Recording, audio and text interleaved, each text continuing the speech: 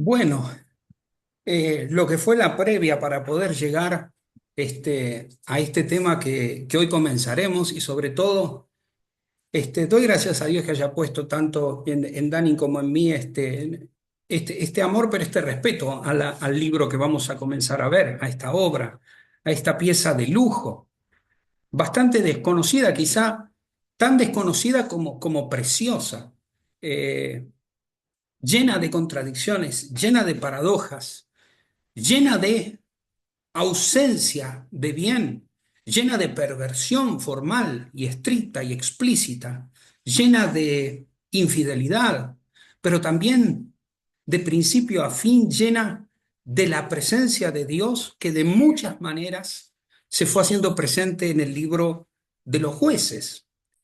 Bueno, nosotros estamos acostumbrados en línea cronológica, venimos, el libro que lo antecede es el libro de Josué, que nos introduce de alguna manera en la temática histórica y general de lo que ha sido el trayecto, que ahora veremos alguna imagen, en lo que fue de regreso, digamos, de Egipto, de la salida de Egipto al tomar la tierra prometida, la tierra de Canaán y todo ese viaje. Venimos con la promesa esa hecha a Josué y también a todo el pueblo que de la mano de él y de los líderes que lo acompañaban, fueron conduciendo al pueblo de alguna manera con muchos tonos de carácter esplendente, gloriosos, llenos de luminosidad, llenos de fidelidad, por supuesto, con caídas, con menguas, con limitaciones, pero siempre con la fidelidad del Señor y renovando, como termina el libro de Josué, renovando siempre la alianza y el deseo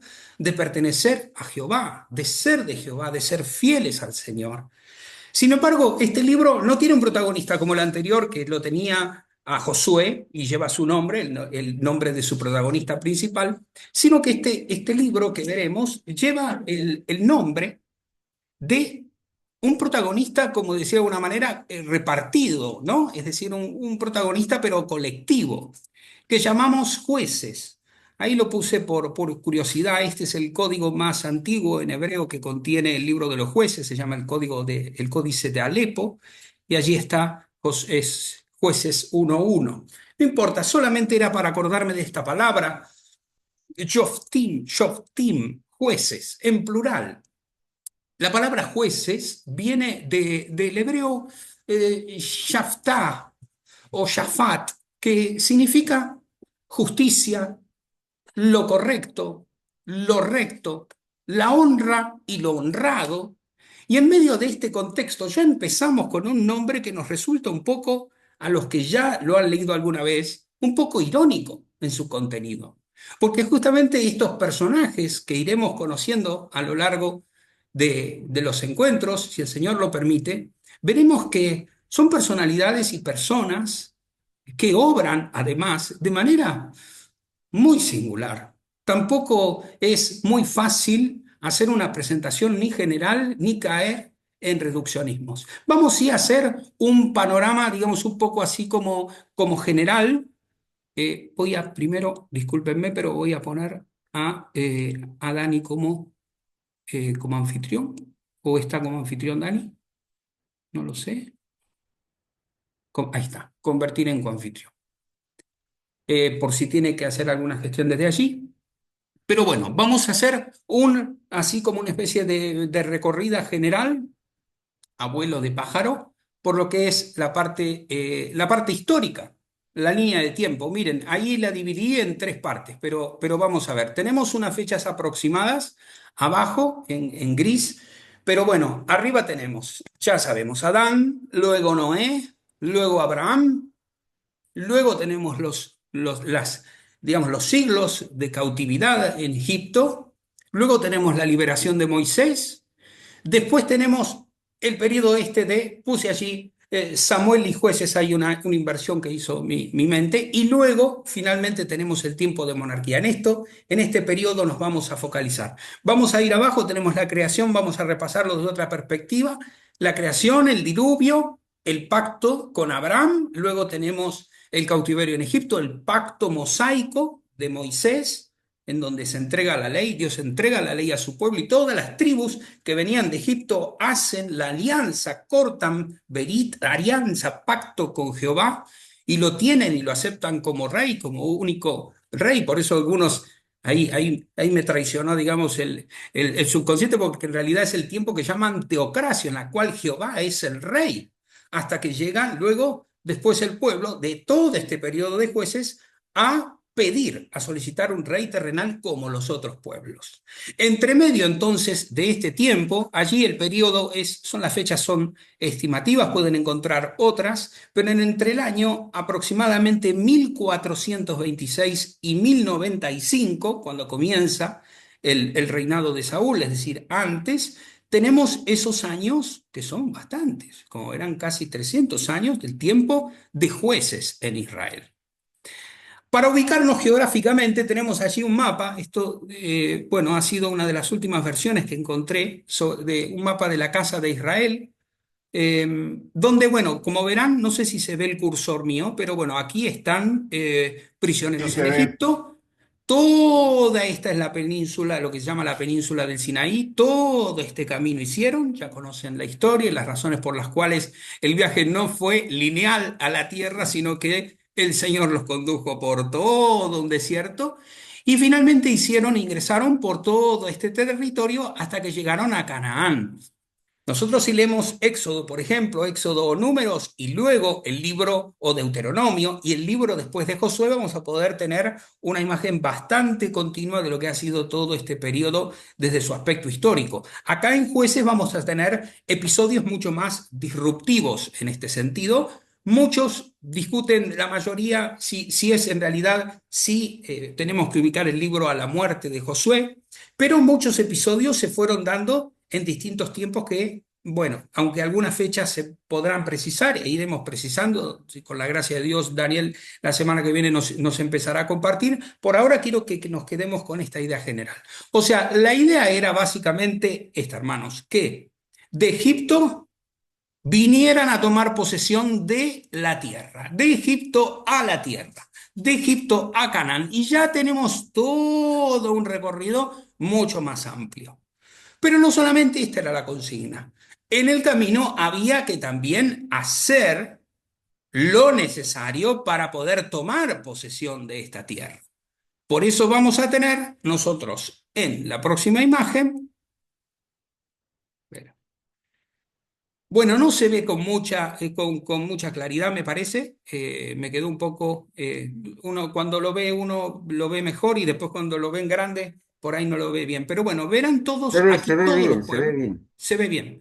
Bueno, aquí verán todos los pueblos. Aquí tenemos desde el sur, aquí tenemos Seir, Moab, los amorreos, los amonitas, los amorreos, más amorreos, los galaditas de Galad, los fenicios, los heveos, en fin, los filisteos, los amalecitas, los amorreos, los hititas. Como verán, la tierra de Canaán, rodeada por todas partes. A la costa tenemos los filisteos, palabra que viene del arameo pilistín, que significa literalmente los pueblos venidos del mar, que han sido el dolor de cabeza de todo el pueblo de Israel, que eran los que venían justamente a querer apoderarse de esta zona, de esta franja, de esta Gaza en hebreo. Y aquí tenemos toda la tierra de Canaán que originariamente había sido, o sea, había sido el objeto, tenían la mira puesta en la conquista de esta tierra. Ahora, haciendo un panorama y solamente tratando de pisar el primer capítulo para motivarlos a que puedan comenzar a leerlo, este libro, a diferencia, decíamos que el de Josué, es un libro de muchos protagonistas y sin embargo tiene este título común, Shafat, es decir, juez en singular, aunque la palabra aparece tres veces y en plural, Shoftim, es decir, se habla de los jueces. Me traté de devanar los sesos en estos días para tratar de ver si encontraba una razón fuerte para esto y hoy por la mañana, releyendo el texto, me encontré, el Señor me regaló el singular, el juez de todo esto que enseguida lo compartiré. Eh, no vamos a poder ingresar mucho digamos, en lo que sería la acción conflictiva, eso empezaremos la semana que viene, pero sí es importante dejar bien trazado cuál era el propósito y sobre todo cuál es la acción que el Señor no solamente manda, indica, sino que a su vez Él mismo está decidido a bendecir. Pues es importante.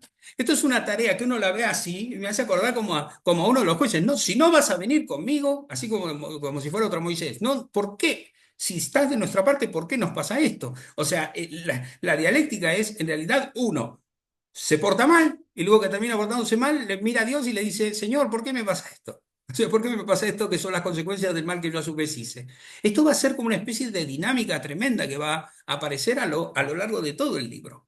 Pero bueno, vamos a volver a contextualizarnos dónde empiezan los jueces. Estarían entonces entre Josué y entre Saúl, vamos a decirlo de alguna manera, no incluyendo a Saúl, que ya es rey, o sea, el primer rey. Es decir, llegaría el último juez. La mayoría de los autores de los estudios coinciden que es Samuel, el mismísimo Samuel, que vendría a tener ya un matiz y un carisma mucho más amplio, además profético, además con capacidad de ministrar, de ungir y demás. Pero en principio, para que nos ubiquemos, terminamos Josué, empezamos con el periodo de los jueces y recién terminamos allí por el capítulo 8 del primer libro de Samuel, si mal no recuerdo, cuando el pueblo quiere un rey y pide un rey como los demás pueblos. Ahora, la consigna dada por Dios es muy clara, hermanos. Subir y conquistar.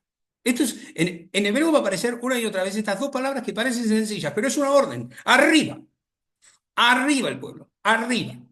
Y a conquistar. A conquistar la tierra, a tomar posesión de la tierra.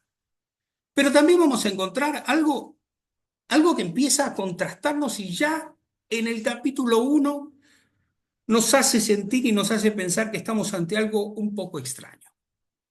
Porque no venimos con la onda de Josué, que es tranqui, que es una onda de fidelidad, de alguna manera también de disciplina de Dios, pero y de maldades, entre comillas, como más, a las cuales estamos más acostumbrados. Acá nos vamos a encontrar con otro tipo de acciones. Nos vamos a encontrar con algo que yo lo puse allí, ejercicio de barbarie a un rey. Todos por ahí recordarán, es raro, le dedico un par de versículos el texto, pero quieren marcar cómo, se acuerdan, había un rey pagano que tenía la costumbre, cananeo, que tenía la costumbre de cortar los dedos a cada uno de sus reyes vasallos. Y esto era algo que entre las culturas paganas, digamos, era normal. No se podía esperar menos de algunos pueblos bárbaros. Pero Israel sube, conquista, con más o menos dificultad. La orden primero es lanzada a Judá. Judá pide ayuda a Simeón. Entre las tribus empiezan algunas pueden, algunas no pueden, los territorios empiezan a volverse complicados. Ya no todo el clima es tan próspero como es en el libro de Josué. Algo va pasando raramente en todo este libro, pero vamos teniendo estos episodios que nos van mostrando, así como si fueran paréntesis, pero guarda. Al final los israelitas agarraron a este rey que era un bárbaro. ¿Y qué le hicieron? Le cortaron los dedos, así como él había cortado los dedos. Y al final lo dejaron morir, lo llevaron a Jerusalén y murió allí. Entonces uno se pregunta, sin contar con el episodio con el que termina el libro, que lo veremos en su momento, que es tremendo, tremendo, que a más de una persona le lleva a cerrar el libro y preguntarse, ¿qué hace este libro en la Biblia? ¿Cómo se puede ser? O sea, porque no es que el hombre es capaz de ser malo, es que el hombre de Dios, el pueblo de Dios es capaz de ser tan pagano. Y por supuesto, porque eso somos, hermanos, cuando nos alejamos de Dios, vamos, quedamos expensas de esto. Por eso el ejercicio de la barbarie contra este rey justamente consiste en no tener la piedad de la muerte, ni siquiera se tiene este código. Lo torturan como si fueran otro pueblo. Y encontramos esto otro que en el libro de Josué prácticamente está ausente. El quietismo por un lado y la infidelidad colectiva. O sea, me acuerdo, todavía resuena, ¿no? Aquel capítulo 24, nosotros y mi casa serviremos, ¿se acuerdan? ¿Del lado de quién estamos? Nosotros y mi casa del lado de Jehová. ¿No? Las palabras, digamos, de alguna manera, tiene que Josué volver a actualizar el pacto con el pueblo. Pero aquí no tenemos esto, hermanos. Aquí tenemos Jehová que da la orden de subir y empezamos a encontrar en algunas tribus quietismo, en algunas piden ayuda, otras después mitigan, o sea, no quieren ir hasta el final con esto, no siguen esta orden de arrasar y de expulsar a las tribus, de tomar posesión, y a su vez van cayendo en justamente lo que es lo que llama el adulterio espiritual en Israel, que es la idolatría, el autoprofanarse. Hablábamos la semana pasada de la santificación. Justamente vemos todo lo contrario acá. El pueblo, en vez de separarse, justamente empieza a mimetizarse con los demás pueblos. Y lo vemos esto ya desde el capítulo 1. A grosso modo, hermanos, podemos resumir en tres partes grandes el libro de Jueces. La primera parte, el primer capítulo, y vamos a decir los primeros dos capítulos, es la sesión inicial donde se dan las conquistas, y después puse allí, entre comillas, varios autores lo ponen así: jueces y salvadores, jueces y líderes carismáticos, eh, desde ya que se trata de algo semi-irónico, porque en realidad estos jueces, aunque Dios va salvando el pueblo, a partir y a pesar, muy a pesar de ellos, sin embargo, el pueblo de Israel va permaneciendo salvo, va permaneciendo con vida, a pesar de estar haciendo todo lo contrario, o mejor dicho, de forzarse para cada vez encerrarse más y más y ser más víctima del entorno en el cual él mismo va permitiendo que quede alrededor suyo. Por eso la sección después de la primera parte, que terminaremos de ver la semana que viene, la segunda parte es todo este cuerpo del 2 al 16. Aquí tenemos a todos los jueces, digamos, propiamente dicho. Después tenemos algunos, en los últimos capítulos, episodios, digamos, aislados entre las tribus, pero en esta parte central del libro uno puede apreciar cosas de las más extrañas, hermanos, pero sobre todo lo que va a apreciar es cómo en 7 ocasiones el Espíritu de Dios va descendiendo y de distinta manera va empujando este proceso y este periodo de salvación, que lo hace también incluso a pesar de estos hombres. Es importante esto, hermanos. Leía en un comentario más de carácter devocional anoche, decía: el Señor puede usarnos como instrumentos y no obstante no agradarse de nosotros, no agradarse de nuestras acciones. Estaba hablando, era de otra cosa el libro, pero me quedó esta frase, ¿no? Y la pude vincular con esto. Dios aquí lo que hace es, todo el tiempo va usando, va sirviendo, va de alguna manera, el Espíritu Santo va haciéndose presente. Al decir que 7 veces toca al hombre, podemos decir que Dios está tocando al hombre por medio del Espíritu. De distinta manera va ejerciendo su influencia, porque si no, ninguna prosperidad es posible. Es decir, si no, el pueblo no puede permanecer de ninguna manera. Sin embargo, tras la muerte de Josué, que empieza el libro así, la muerte de Josué, el Señor manda subir contra los cananeos. Judá inicia la acción, pero las otras tribus comienzan uno lo verá, empieza tal tribu, empieza tal, al final son 7 las que inician, pero cometen algo que ya enseguida veremos y que fue el gran mal para este tiempo, en el cual la orden era clara de parte del Señor. Ahora, hay algo que literariamente me pareció, como esto es una narración que debemos considerar, además de histórica, teológica. Hay algo que el autor remarca. Si ustedes van al comienzo y van a lo que veremos la semana que viene, que es el capítulo 2, vamos a ver que se remarca cuando comienza el libro que muere Josué, en el 1:1. Y en el 2:8 se habla del entierro de Josué. Uno se pregunta, pero pará, se equivocó, se le cambiaron los papeles aquí al autor, al escritor. Lo que pasa es que remarcó el entierro. Primero murió y lo enterraron después de todo esto. Esto es a propósito, hermanos. Lo que quiere decir esto es que entre la muerte de Josué y de toda la generación que, como dice el verso 10 del capítulo 2, conoció al Señor, entre todo este tiempo pasan cosas muy graves en el pueblo.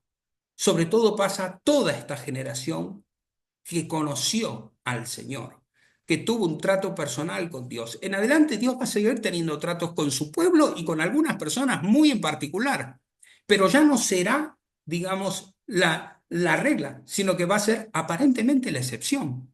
Por eso tenemos que esperar, hermanos, hasta el próximo capítulo para poder escuchar la sentencia del ángel de Jehová, que es el príncipe del Señor de los ejércitos, para conocer la sentencia sobre lo que pasa. Pero bueno, ¿qué es lo que pasa mientras tanto? Lo que pasa es, si vemos seguimos, continuamos los versículos en el libro de los jueces, el capítulo 1.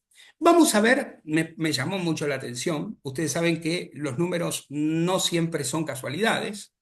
12 veces aparece un verbo, que no es un verbo común tampoco.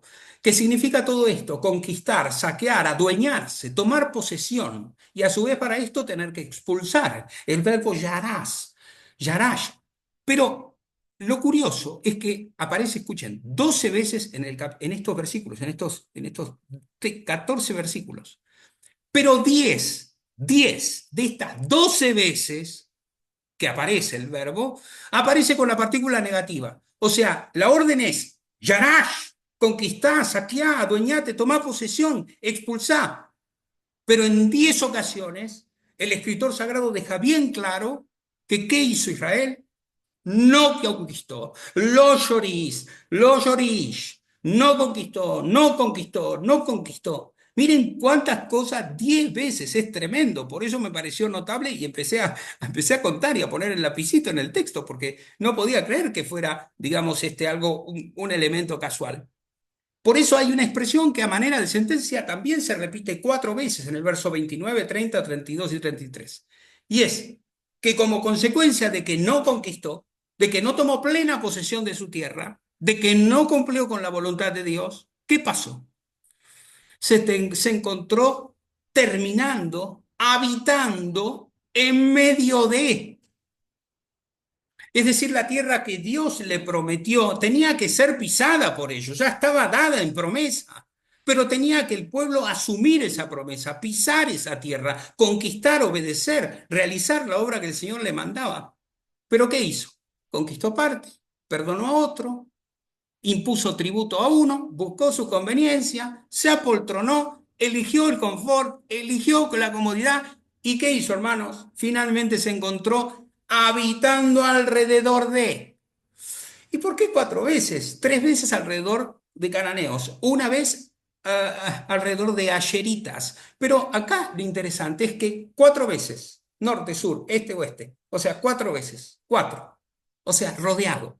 Al final se encontró alrededor de querer, en hebreo, rodeado por todas partes de pueblos extranjeros y sin poder gozar de la tierra conforme había determinado darle Jehová.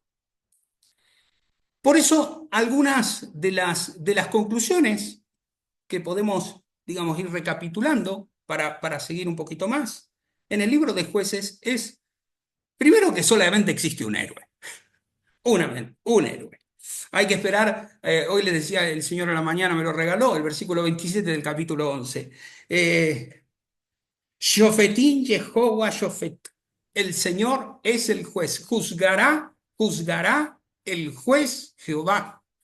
Juzga el juez Jehová. O sea, el Señor es el juez. Por eso aparece en singular. Porque Dios es juez.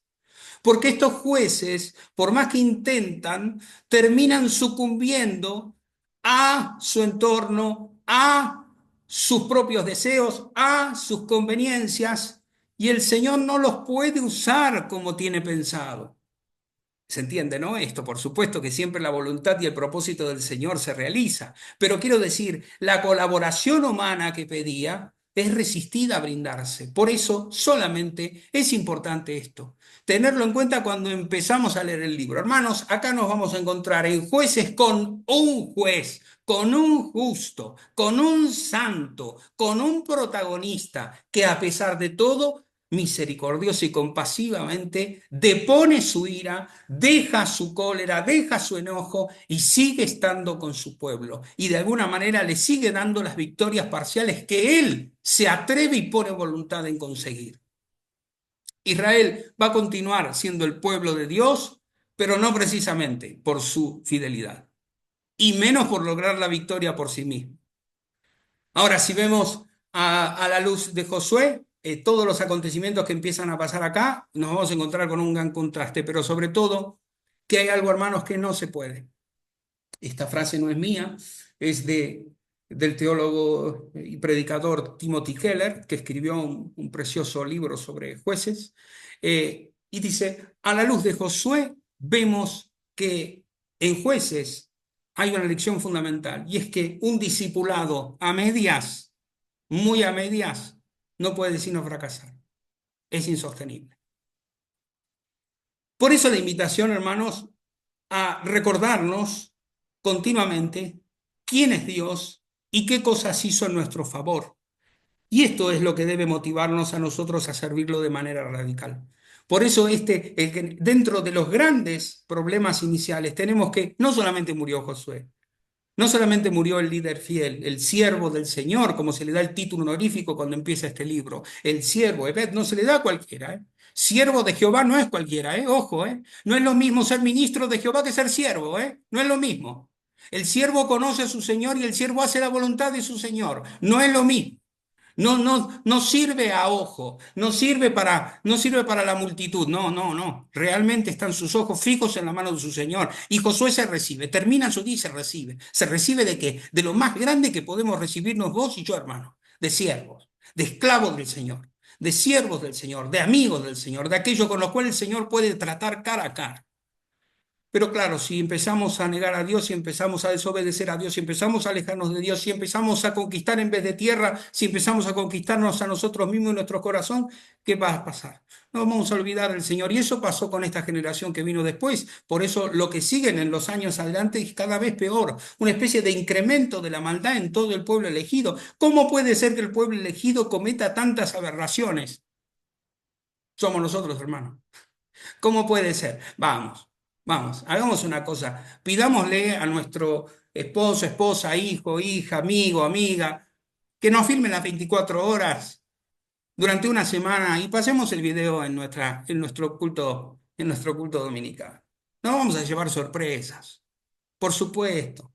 El Señor, somos instrumentos en manos del Señor. Como dice el libro que estoy diciendo, somos instrumentos en manos del Redentor, pero instrumentos rotos que necesitan ser santificados continuamente.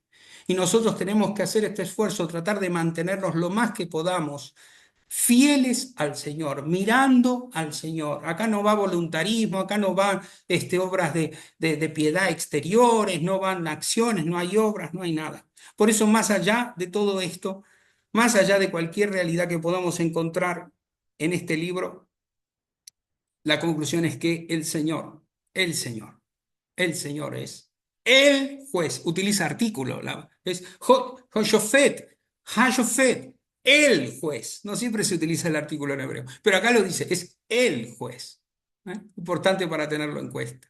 Por eso quería honrar a este hermano que bueno, también me estuvo ministrando en cuanto a algunas cosas en estos días con esta frase, ¿no? Solamente existe un juez, un héroe en toda esta historia, en todo este libro, y él es divino, no es humano. A veces nosotros no, nos creemos, ¿no? A veces nos creemos héroes con tan poco. ¿Alguien puede, por favor, leerme esta cita? Así vamos terminando. ¿Se escucha? ¿Sí? ¿Se escucha? Aquella fue una época en la que el pueblo de Dios se enfrentaba todos los días a dos opciones: ver a Dios como su Señor o seguir el espíritu y las preferencias de su época. Esta es básicamente la historia de cómo fallaron en esta encomienda, de cómo constantemente se apartaron de conocer, amar y obedecer a Dios. Gracias, gracias. Ahora, una palabra práctica, sobre todo conforme a lo que estuvimos viendo la semana pasada, ¿no? Este primer capítulo, hermanos, de Jueces nos muestra cómo las tribus de Israel de alguna manera, fueron fracasando en el intento de tomar la posesión en los términos en los cuales el Señor le había dado para tomar por herencia su tierra. Constantemente se repite a lo largo del libro, lo podrán leer, pueden leer para la semana que viene el capítulo 1 y el capítulo 2, van a ver cómo no pueden arrojar o no quieren arrojar a los habitantes de la tierra, como dijimos. Jehová le había dado la tierra amplia, así como a nosotros nos da amplio territorio de bendiciones, hermanos, que está Dios dispuesto a conquistar y que se siguen, por supuesto, de esta gran bendición que ha sido la salvación. Sin embargo, bueno, aunque la tierra era completamente del pueblo de Dios, necesitaba que ellos pisen físicamente. No sé si se acuerdan de que capítulo 1 de Josué cuando le dice, la tierra que pises irá siendo tuya. En hebreo se habla precioso porque dice, toda la tierra que tú pises, es como que la tierra que estás pisando, a medida que vas avanzando, a medida que vas caminando, si lo vas haciendo conmigo, enfuérzate, vamos, adelante porque yo voy a estar con vos y vas a ir conquistando en la medida que vayas caminando. Sin embargo, estos lugares estaban habitados por naciones que Dios quería juzgar. Vamos, Dios había pronunciado juicio sobre estas naciones y por eso estaba bendiciendo la obra del pueblo. Pero en lugar de conquistar, ¿qué hicieron los israelitas? Como estuvimos diciendo, fueron negligentes en su labor, no fueron tomando posesión y en lugar de tomar la tierra que estaba prometida para ellos en Canaán, ¿se conformaron con qué? Se conformaron con estar rodeados, se conformaron con vivir en medio de los enemigos. No estaban destinados a eso. Dios no lo diseñó. Dios, no, Dios les dio salvación para que se apartaran de los enemigos, pero ellos quisieron quedarse allí con los enemigos. Y me preguntaba, ¿qué tiene que ver esto? Qué difícil. Fue muy difícil pensar qué tiene que ver esto con nosotros. ¿Por qué jueces? ¿Por qué este libro tan extraño? Es un libro lleno de sabiduría, además de, por supuesto, que es palabra de Dios, pero ¿qué tiene que ver? Y pensaba que así como, hermanos, así como Dios liberó a Israel de Egipto, Él también nos ha liberado a nosotros del pecado, de la muerte, del infierno, por el sacrificio de su Hijo en la cruz. Y creo que esta liberación que empezaremos a ver a partir de hoy, pero sobre todo que se aplica a nosotros y que nosotros podemos ir comparándonos con este libro, con las distintas acciones, los distintos personajes, pero esta liberación que nos da a nosotros, en cuanto que hemos arrepentido y creído en el Señor, y hemos sido justificados por Él, por su gracia, mediante la fe, esta liberación nos da, hermanos, seguridad de salvación.